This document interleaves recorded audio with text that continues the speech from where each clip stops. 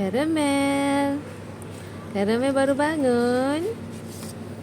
Karamel. Ui, baru bangun tidur. Karamel baru bangun tidur. Dia ikut niaga. Tinggal kat rumah nanti tak ada siapa nak bagi susu, kan? Tak ada siapa nak bagi susu, tak ada siapa nak bagi makan.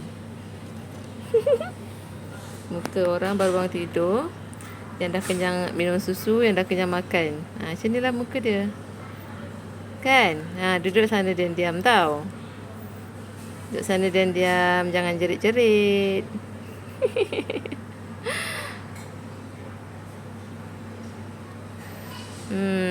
Sambung tidur. Sambung tidur lah.